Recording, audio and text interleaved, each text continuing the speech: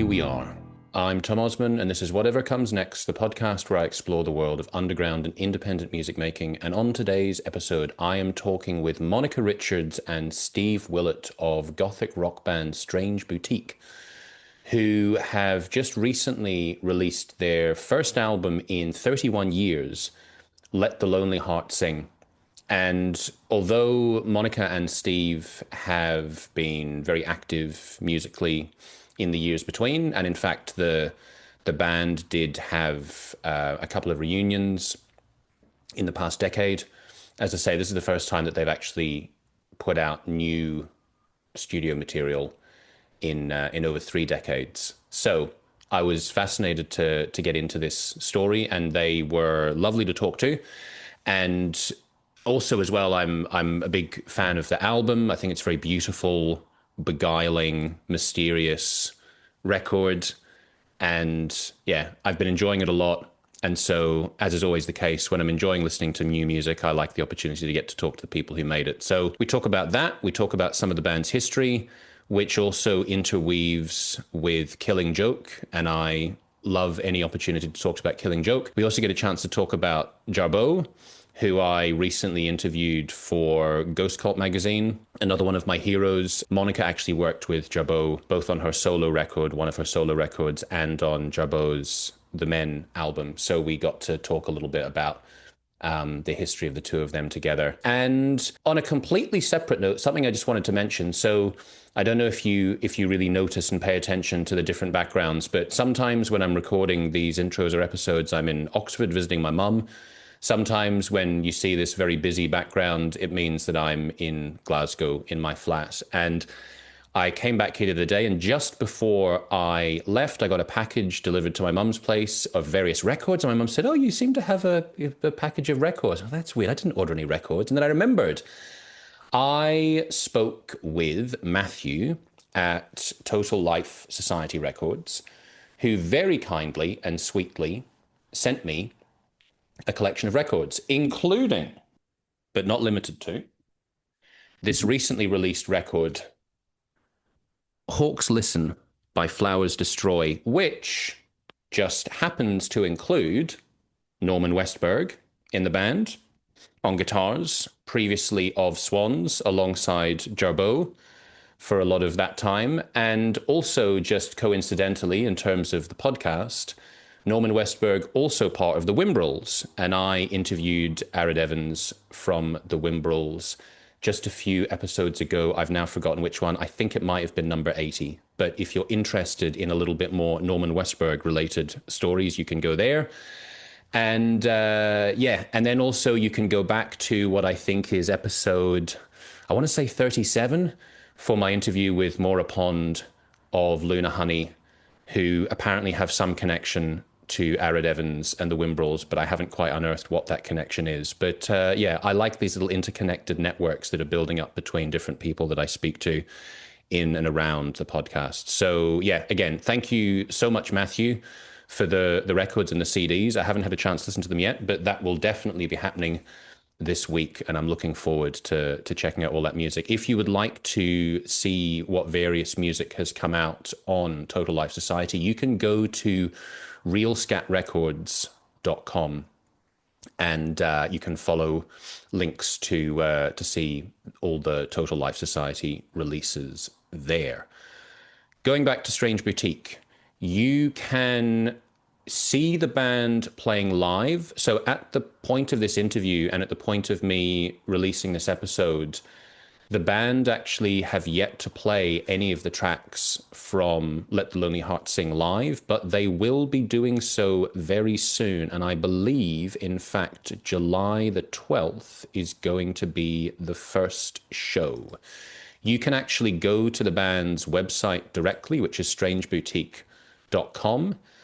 And they are going to be, playing Saturday, July the 12th, with support from Talking to Shadows and DJ Sarah Vox. That will be in Washington, D.C. at the Black Cat. And you can get tickets from blackcatdc.com. I will put links to that in the description as well. They've also got a mailing list that you can sign up to. They are on Instagram and Facebook as well, I think, but I'll put links for all of these in the description. I believe there should be some more dates coming up, hopefully in the near future, but that for the moment is your one concrete opportunity to see the band play. I will play a track from this beautiful new record at the end of the interview with a little clip coming in just a few seconds. And with all of that said, oh yes, you can follow me on all social media at Tom Osmond Sounds. You can go to my website, tomosmondsounds.com, which I need to update because I haven't written in anything in there for a little while, but you can get links to all my music, writings on the music that I'm making. I have a collaboration with Existent Non-Existent that I'm working on at the moment, and another collaboration with someone else to follow, but I better not say anything more about that for now. Oh yes, there was one other thing that I should say. Of course, Let the Lonely Heart Sing. It is available now on the Circle Music. You can go to the band's website for links to buy the record. You can go to the Circle Music directly.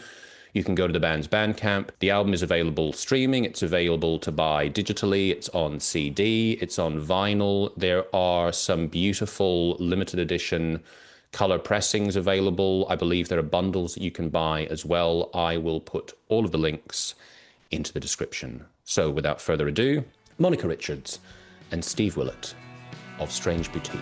Take it away.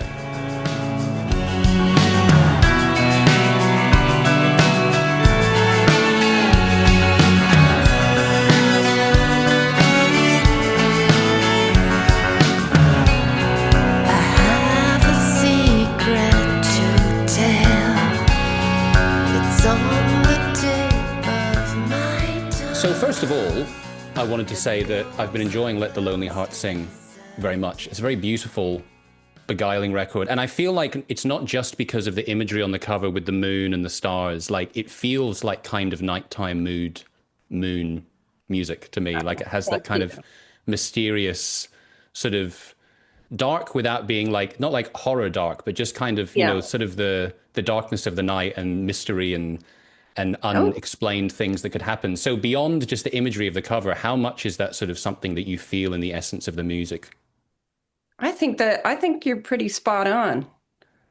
I really do. Steve, what do you think? I think it's an after effect. I don't think we intentionally set out for that, but when we were doing the final mixing, I think that, and listening back to it, I think that's something that I definitely picked up on. Yeah. And maybe it's you associate visual with audio once you start to see the visuals that Monica was working on. But it's definitely, I think overall it definitely has sort of a lush nighttime kind of feel to it. Is how I feel about it. Yeah. And I think being that one of the singles being the Nightbirds, and at the time also I was painting this full dark forest design on the wall of one of my rooms, and then we used that for the video. So I think the music and imagery and lyrics definitely seem to be right in that aspect. Yeah, and sort of interweaving with each other in the process of making it.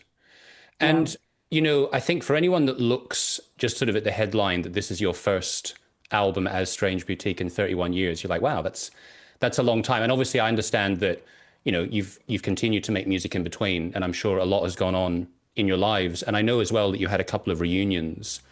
So I'm wondering, in that time, when you had the reunions and maybe during like conversations, was there another time when you sort of came close to making new music together as Strange Boutique? No. No, I don't think so. It's hard to talk about it too much. Fred was definitely not in the space, I think, and therefore I was not in the space as well. And I was also doing Faith in the Muse. But even after that and doing my solo music, Fred was not doing great. I would have to say I would say Fred not doing well would have a lot to do with why we weren't trying to do music together. I don't think he would have. I don't think we would be doing Strange Boutique. I mean, it's sad and tragic to say, but I don't think we would be doing it now if Fred were alive, because I don't think we would do it without him. True. is True. Yeah. how I feel Yeah. about it. Yeah. And Fred, I mean, he had some really good ups and downs. He was in Blacksmith. He was just brilliant in that.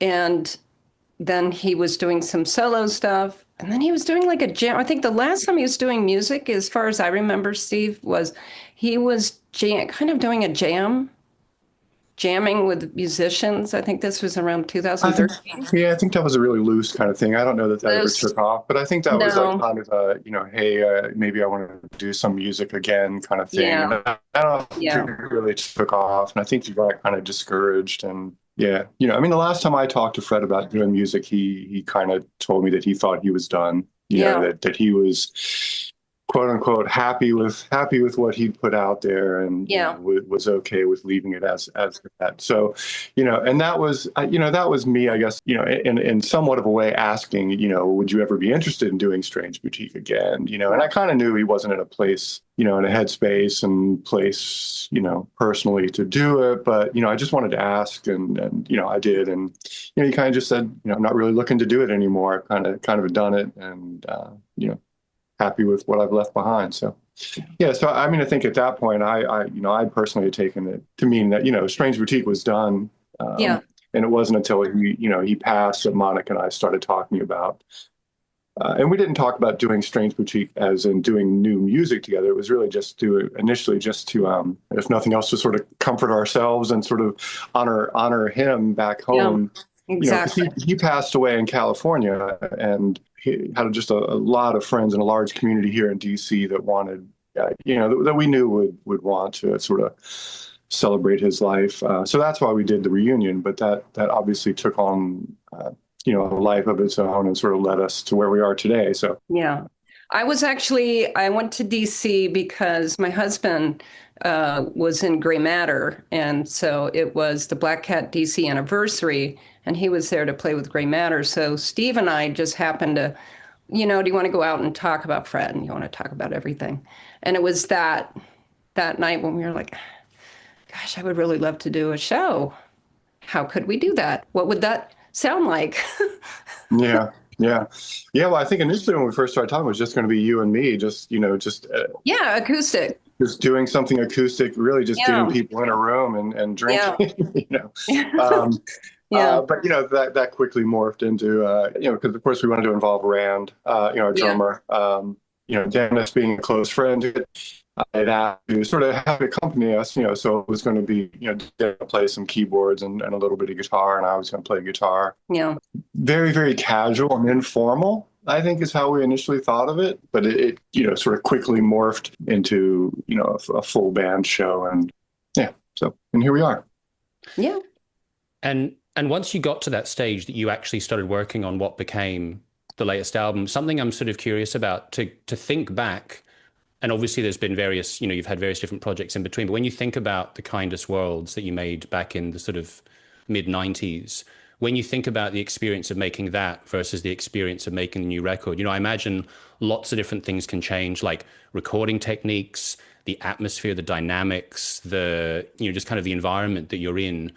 How, when you look back on that last album that you made as Strange Boutique at the time, how would you compare that to the experience of making this one? Well, while we were I would say we put the Kindest Worlds together as opposed to, unlike Charm, when we were like all in the studio together and we were putting it all together and writing all the songs. The Kindest Worlds, we were in the middle of saying goodbye. So, I think it really was a breakup album. Yeah. Yeah. But all on good terms. I mean, we kind of knew it was going to be the last record. I think that's the one thing that was always really great about how we did end things is, there was no acrimony. There was no major blow up.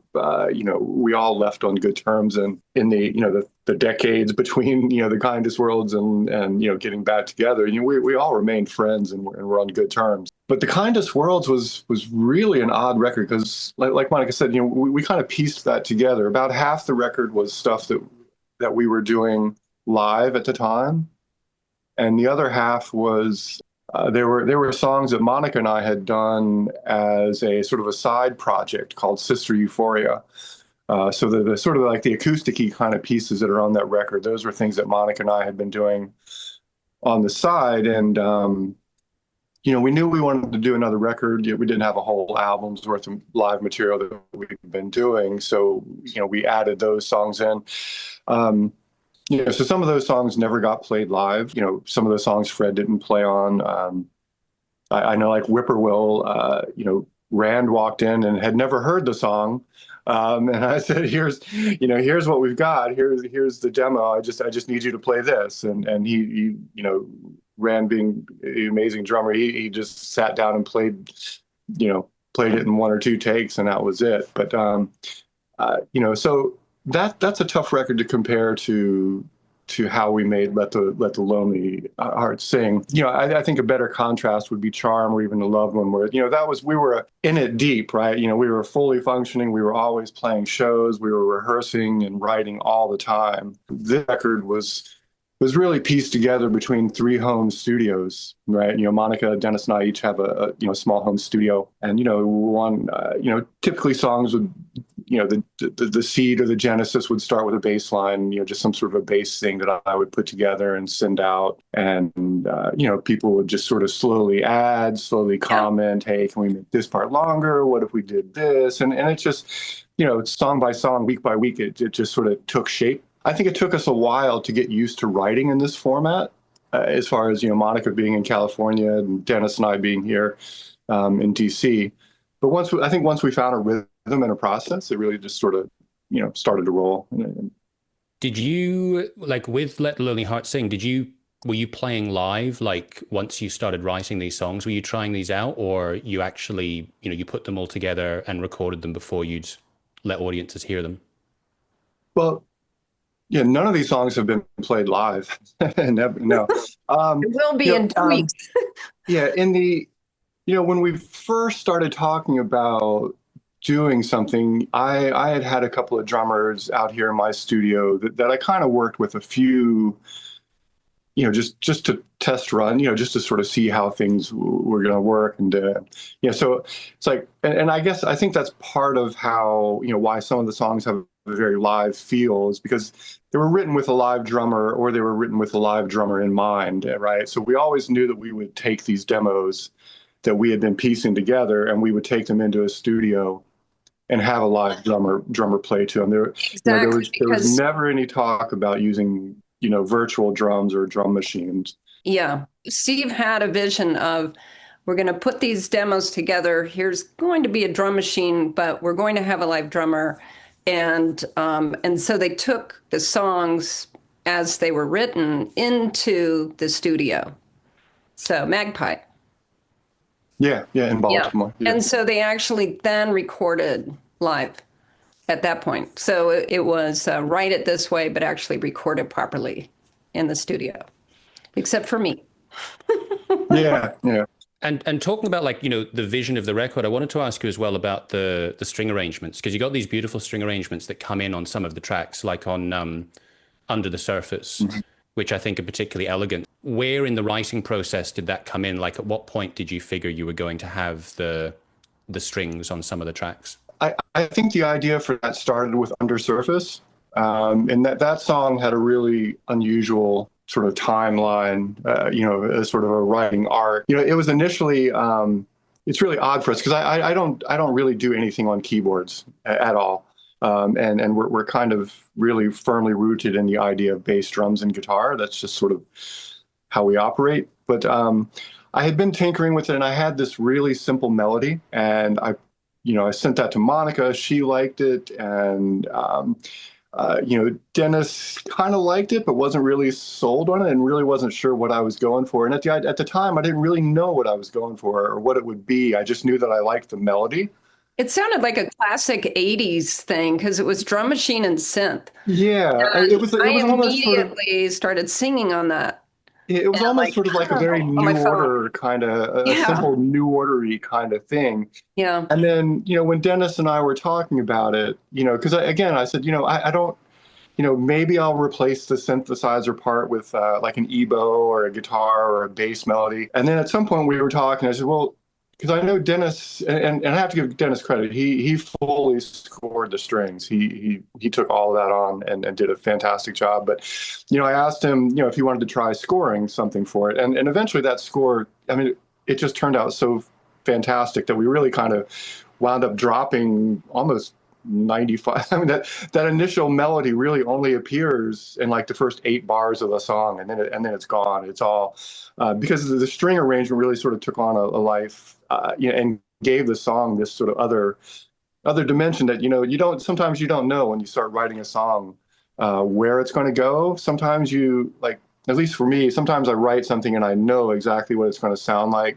or what I want it to sound like in the end. This one, it wasn't like that. It was, here's a really cool melody, and maybe it could go this way, maybe it could go that way, and it wound up just someplace totally different, but it far exceeded what I ever thought it would be. And then when you're hiring a string section, yeah, you yeah, see what else? What when you're else hiring can a you guys string play?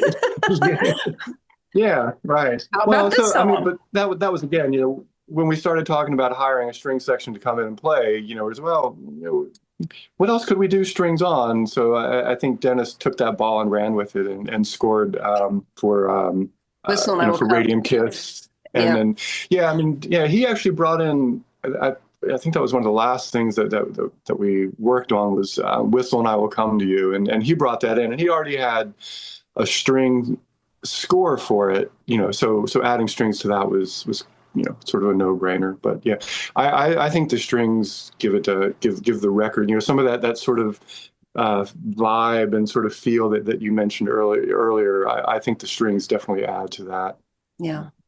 Yeah, I think it's a very beautiful addition to the music.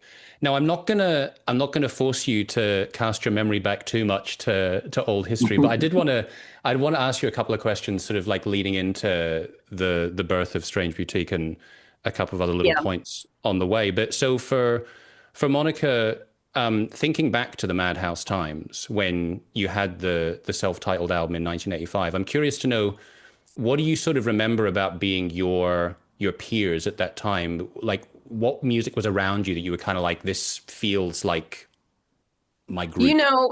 Madhouse started out, I would say, more in like 83, 84, and we were trying to be more melodic and different from the hardcore scene that we were involved in. So I would say there's bands like Ex Mal Deutschland, which Madhouse actually opened for. Bands like that were coming out at the time that were kind of, a bit darker, a bit moodier, and also the Trees. I used to listen to them a lot. And so we started Madhouse kind of like in that vein. And it was experimental. It was experimental. And what's funny is we did the first album, and when we were recording the second album, which was never put out, I had lost my voice. I had lost my voice because I was screaming and growling and doing all sorts of nutty things live. So I ended up not being able to speak for a couple months, and because I had nodes on my vocal cords. So, and at that time you don't have money to get them lasered off. So how do you get rid of nodes when you're a punk rock girl? Is you don't speak, so you keep them separated so that the nodules will finally fluff off, I guess. So I didn't speak for 2 months. Then I had to go into voice therapy, and then I had to go into voice training. So that kind of like threw me completely. So the voice from Madhouse to the voice from Strange Boutique are very, very different. So it was a very big transitional phase for me from being punk rock girl that's like, just shouting and screaming and growling and doing things into trying to sing, know. So it was kind of perfect timing because so we put out our album and then we put out a single, and not much was going on. And then Prince put out his jazz ensemble, Madhouse. And back then, it was very hard if you had a band name and somebody really famous had a band name, then, well, what are we going to do? We're an unknown band. So we contacted Washington area for the arts. And they said, you have a case, you have releases that were distributed. And so we're going to take this to Prince's people. And they did. And so they actually gave us a settlement, but we had to change our name before we signed the contract. So Danny, who was the drummer of Madhouse, he had a wall-to-wall record collection. And he's going through his albums, and we're just trying to figure out, okay, we have to come up with a new name pretty much tonight. And he's just going through albums and going through albums, and he's calling out song titles, and he's calling out album names. And he pulled out Monochrome Set, and he pulled out, and he said Strange Boutique. And I said, that's it. It was like that fast. Mm. And so I started drawing logos and, kind of mixing the Madhouse logo to the Strange Boutique logo, because we were still kind of like, it was all so transitional. Mm. And that's exactly how Strange Boutique was born, was just basically we have to change our name in order to get a small settlement. And we were able to pay our debts and buy a van. It's a very good, practical, useful thing to have in the mid-'80s. Oh, yeah. Yeah. And actually, what's funny is then we also made a nice donation to Washington area lawyers for the arts so that they actually could continue to do good work for broke musicians. That's good. That is definitely a worthy cause. Yeah. Yeah, absolutely. Yeah. I mean, we wouldn't have, if we hadn't had, I think his name was Jay Rosenthal, the lawyer, he was amazing. And he took care of all of it for us. So that probably ties in just around about to where you joined the band, Steve. What are your recollections of how that process came about? How did you end up in the band? I entered a city paper ad. The city paper it's a free Washington weekly. And in the back of the city paper, there were always classified sections with people looking for other musicians. And I had seen Madhouse, and I had a band that I was in before Strange Boutique called Afraid of Clowns. We actually played a show with Strange Boutique, I guess right after they changed the name, and maybe that was when Fred had first joined the band. I don't think you were together too long before I joined. But yeah, I answered the city paper ad. I got a demo, and I remember thinking that there's really, really great stuff here, but I don't know if I can play like their bass player. Our bass player, Franz Kellner, he was like Mick Karn. He was nuts. He was just so far technically beyond what he was my capabilities. Yeah, so he would play like 50 lines per song. So he was brilliant, but it was very hard to get him into the rhythm. So yeah, we have some demos somewhere. I still have that. Yeah.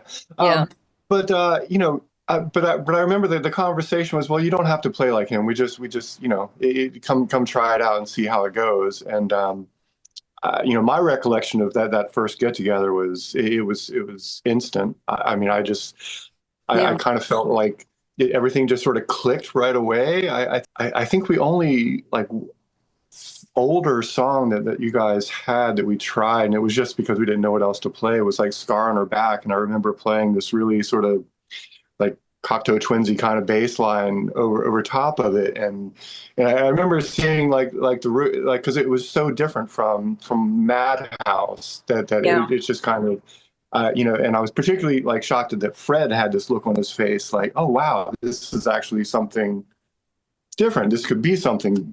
And then everybody felt really good about it, and then we came back, I don't know, a week or so later, and Fred had written he said to me, I really love your playing, and I wrote a bass line for you, and it was the bass line to Step Softly, and I just I think within a matter of a month or two we had a whole set of material written and started playing, and it was much more focused.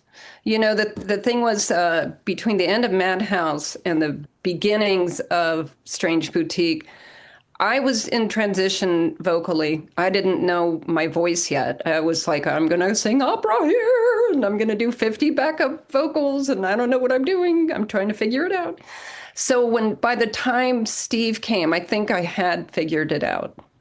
Mhm. And I also think that was a transitional kind of thing for Fred as well. yeah, Because that's true. I think He went from Beefeater to yeah, Madhouse. that Yeah, that demo that I got from you guys, the guitars were very, very sort of Fred Beefeater style, but you could yeah. tell that he was slow. Like every once in a while, like a chorus would come in and like it would be this really melodic part, and then he would shift back to a more abrasive kind of Beefeater thing. And I think, uh, you know, I think me joining the band gave Fred free rein to sort of, leave that whole part or that style behind and sort of embrace, you know, change directions a little bit. And I think once he did, he fully embraced it and really just We it went took into verse, chorus, break, yeah. verse, chorus, as Yeah, opposed well, yeah, to I'm verse, a break, weird section, another weird section, part of a verse, maybe a chorus. Everything was just nutty before you came. I'm prefer song structure. Yeah, Yeah, something that you can hold on to. So, yeah. Steve, you mentioned Cocteau Twins. I'm glad you did that because something that I was thinking, and I imagine people have made these reference points over the years. When I was sort of thinking, like, if I was going to describe Strange Boutique to someone who didn't know your music, I was thinking, well, I'd maybe reference Cocteau Twins as sort of as a relevant reference point to some degree. But I was also thinking, I do hear, and I know there's a connection here. I do actually hear quite a lot of Killing Joke in your music. Like sometimes in the drums, I know that like, Killing Joke have got a lot of different eras and a lot of different styles. I'm thinking more of the kind of like the mid 80s, like kind of Brighter Than a Thousand Suns, where they became quite lush. And Oh, also yeah. as well with like, the darkness and the sort of I mean, Geordie's guitar playing was amazing and it was like, no one could ever replicate that. But one of the Yeah. things I love about him was that he could be so minimalist and he could create these really memorable lines, but really just kind of like weaving in and out of the music. And I feel as well with your music that it's like the guitar can be quite minimal, but it can really sort of like set its place within the music. And I know that you had a history with them. So I'm curious to know, like, how did you first come across them and what was the story between Strange Boutique and Killing Joke? Well, I'll let Monica tell that, but really, I do want to say that when I first spoke to Danny, 'cause his number was on the City Paper ad, and he and I had a conversation, and I remember specifically mentioning, that I thought that if we, somehow if there were a way to marry Cocteau Twins and Killing Joke, That's amazing you because guys talked yeah, about that. because I think Danny and Fred, I had that sort of edgy, sort of tribal thing that I heard on some of the demos, and I was coming from a much more, a really sort of a melodic, bass-driven. A lot of those early Cocteau Twin songs. Of course, there's so much going on, but there's always the underpinning of the Will Hedgie bass lines that for me always stuck out. So it's interesting that you mentioned that, but yeah, that was something that I think we talked about early on. But yeah, so you can run Yeah, with the huge Killing fan Joke. of Killing Joke from day one. I mean, their first album, I was, all over it. Huge fan of Killing Joke. And so anytime Killing Joke would come to town, absolutely was a must go, must see show. And I think they played 930 Club a few times before we got to open. So, and they were really great and really nice. And when they came, they were doing songs like Love Like Blood, but they were also trying out like new material because I think that they felt they had gone into the pop direction a bit too far at that time. What was that, 89? So they were playing kind of like, I mean, they kind of like were having hits, as it were. But I think that internally they felt that had lost a lot of their edge. So they came out with major crazy, like, didn't they come out with like a big, like 10-minute, like noise Yeah, well, thing, and then Shorty came out, they were doing the songs. They were doing the songs that would wind up being Extremities, the yes, Extremities yeah. record. And They were Martin working, Atkins I think they were had working on, joined. Oh, okay. So Yeah, yeah. they had Martin Atkins in the band at that time. yeah, yeah, yeah, yeah. And interesting. So So, when we actually met, when we played with them, you know, at the time we were at a point where we could headline 9:30 on our own. Something came up on the calendar, and we saw that Killing Joke was playing, and we also saw that Jane's Addiction was playing. And when I called 9:30 about a date, we got offered one or the other. Because I mean, we could headline on our own, but yeah, internally, I think I may have been the only one that was lobbying for Jane's Addiction. But I know Danny and everybody else and Monica and Fred were saying we should do the Killing Joke date. So did we do two dates back to back? I think we did. didn't we? I Didn't think we we? did like two dates at 9:30 or maybe I thought we played elsewhere, or it's so funny when you're yeah. Well, trying. I know we did other dates out of We went to town go with see them. them in New York. And that's when we were talking to their manager at the time of, because that's when they said they had some dates in the UK and they hadn't sorted out their opening band. And I remember, I think Danny was saying, if you let us just show up, we'll be there. And so it was kind of like this handshake deal kind of. It wasn't, there wasn't a contract or anything like that. It was like, if you show up, you can play. It was pretty much that way. So, But they took a leap of faith with us. they sure did. Yeah, I mean, we had done. I think we played like Pittsburgh and Baltimore. Yeah, And something we've like done that. a few dates up and down the East Coast. So we Yeah. kind of, we had kind of gotten to know them and could talk to them about it. And then, the idea of doing the UK dates just sort of came. And, I remember thinking at the time it was crazy that we were just going to pack up and go, Pack up and show up and without having any fingers sort of tour, crossed.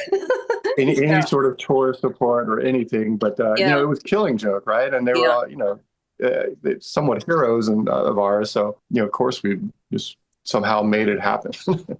And now I can't remember how we got Phil Ames' number, who actually did all of the sorting out, getting the instruments and driving us. And, Yeah. I think somehow or another amazing guy. Danny had met him, but yeah, he wound up doing everything for us in the UK Yeah, he as just far took as care. He was road manager. He took care of backline, us. road manager, sound guy. Yeah. Fred had to play a pink paisley guitar. Do you remember that? The guitar rental. I do, because it was when you go into the backline shop to pick your instruments, Yeah. it's sort of, in one respect it's kind of like a kid in a candy store, right? Because well, here's 100 guitars to choose from, and then and there's all sorts of Telecasters and Stratocasters and Les Paul, and Fred says, okay, well, I need something with a Floyd Rose tremolo. And the guy the guy walked all the way to the back, and there was like, okay, well, I got this pink one that's got the tremolo bar that you need. And it was, well, do I try and play without the tremolo, which for Fred would have been impossible, or do I suck it up and play the pink guitar? And so yeah, thankfully there's no pictures. Those were like before phones, and It's before everything. There's nothing. there's I no don't history think. that we ever actually played with Yeah. Killing Joke in England, but we But did. the thing that made everything after those shows, because they kept saying, Killing Joke told us, don't tell them you're American. That was number one. Our audience will not like that. So I came out and said, we're from America. We're from Washington, D.C. How you doing? Yeah, way to go, Monica. Yeah, woo! But they loved us. And then also we did a magazine cover, so we earned respect points with that. But Jordy told Fred that he was a really great guitarist, and Fred, I think he wanted to faint. Yeah, I can I imagine. think so. Yeah. Oh, Yeah. that's beautiful.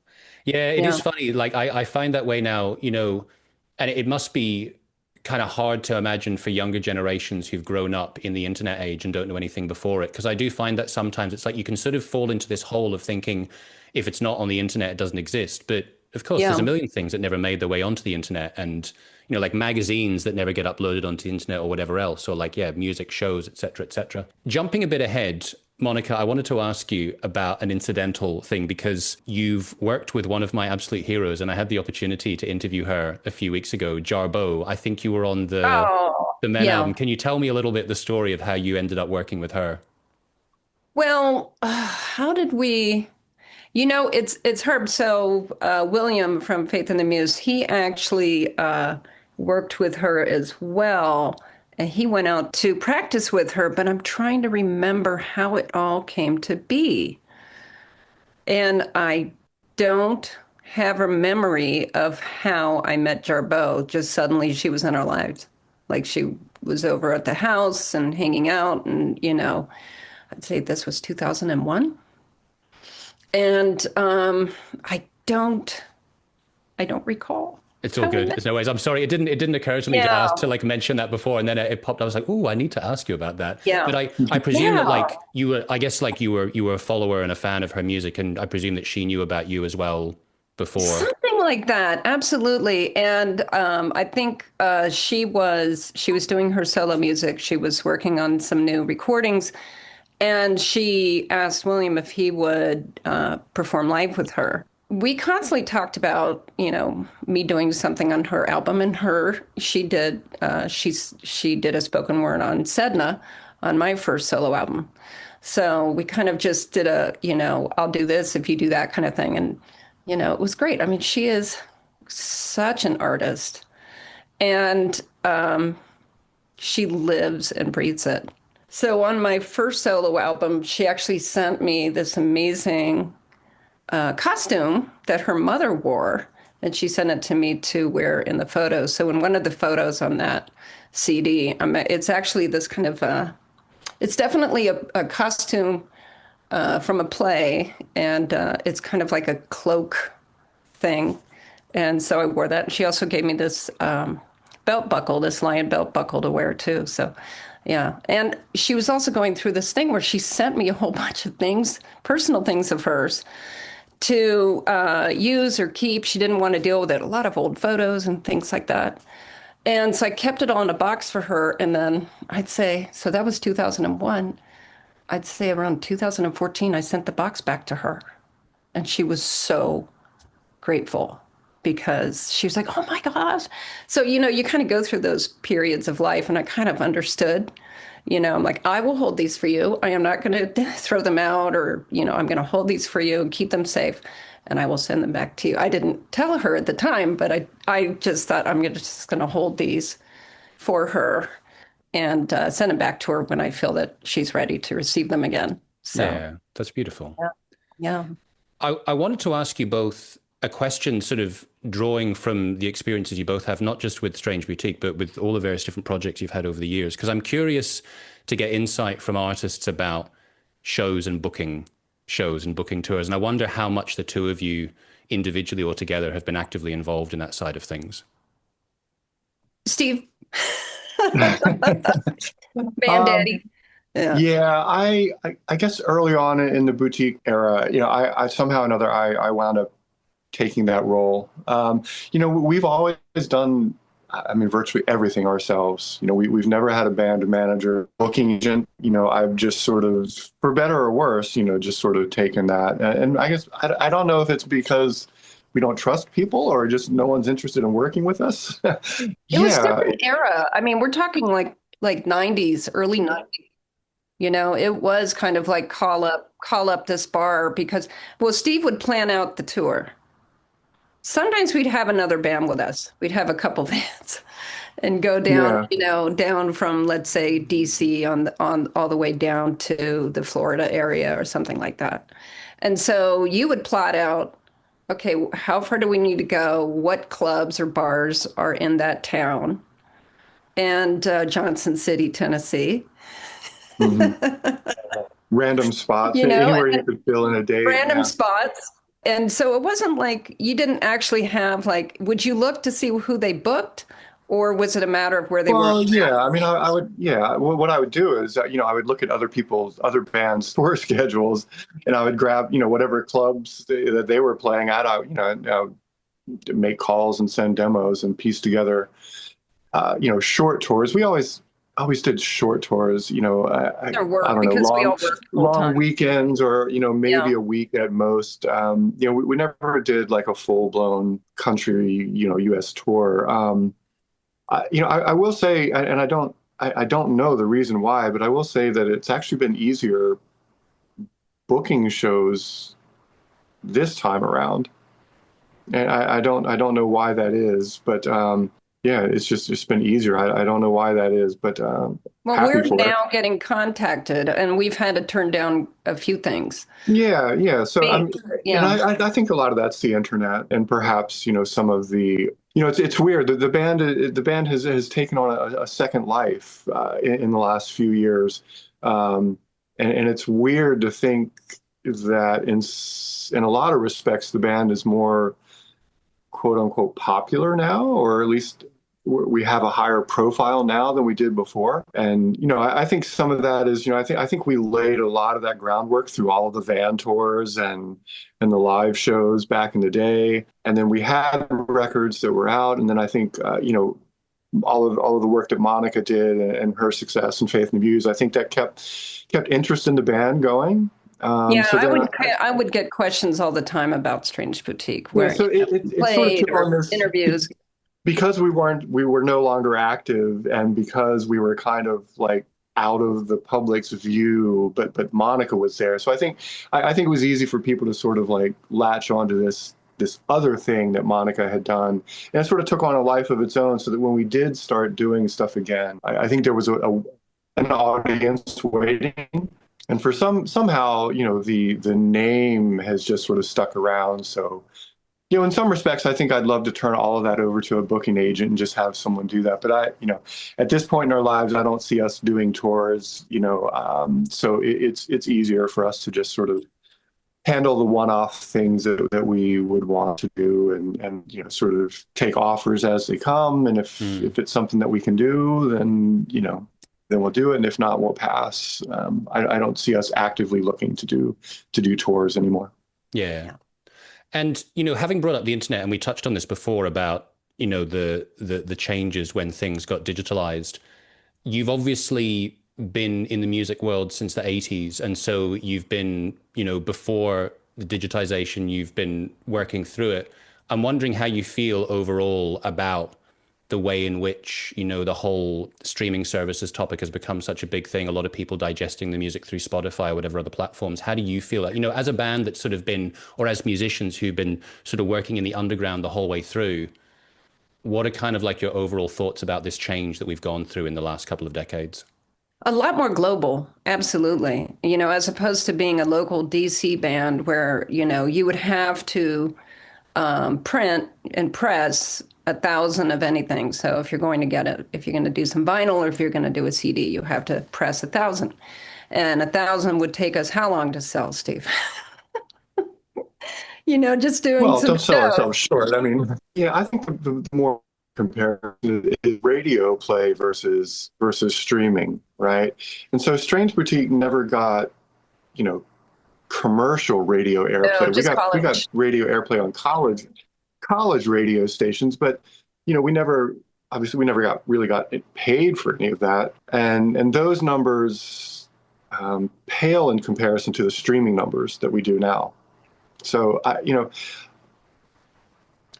can take issue with a lot of the things related to digital streaming and Spotify, but it's worked out well for us. I mean, it's given us a way to reach people that want to hear us. Whereas traditional radio just hasn't. If we had to send records and CDs to every college radio station, I mean, we used to do that. Yeah. If we were going to play in, I don't know, Tallahassee, Florida, we would send CDs and records to the college radio stations in that area. And now it's just people just find out about it on through the internet. And if we want to tell people about us and have them hear us, we send them links to our Spotify page and to our Bandcamp pages, and Yeah. it's there. It's easier for us to manage. It's And I think we've found a bigger audience in the streaming world than we ever did through college radio. At least that's my perception of it. It's hard. The other thing about college radio is that there were very few. You got very little feedback, so you never really know if you were screaming into a into an empty room or not. Whereas with streaming, at least there's you can tell what's happening with your songs and with your albums. I use Spotify. I listen to Spotify and listen to Apple Music. I still collect records and CDs and listen to physical stuff at home, but there's a convenience factor that I don't think you can discount. And I've certainly found new bands on Spotify. So yeah, I'm not going to totally knock it. Yeah, No. I understand there are definitely pros and cons. But on the flip side to that, on the physical side of things, so you have put out Let the Lonely Heart Sing on vinyl and on CD. I think there may be a couple of special editions as well. What can you tell people about the way that they can get it? And it's on the Circle Music, right? Who, coincidentally or not coincidentally, recently put out some Jarboe reissues. That was Yeah, actually why I I was actually, interviewing yeah, her I for spoke that. to Maria. Actually, I spoke to Maria who runs the label, and she is fantastic. I love her so much because she is so caring, and she takes care of every artist that she works with. And she asked me, I actually spoke to Jarboe and said, you should go go with Maria and the Circle Music. So, because, I think Jarboe was looking for, a label that had integrity. And I feel that Circle Music does. So, and the Circle Music was absolutely, over the moon to put out Strange Boutique. And I was really thrilled that they actually wanted to put out the back catalog, but also do the new album.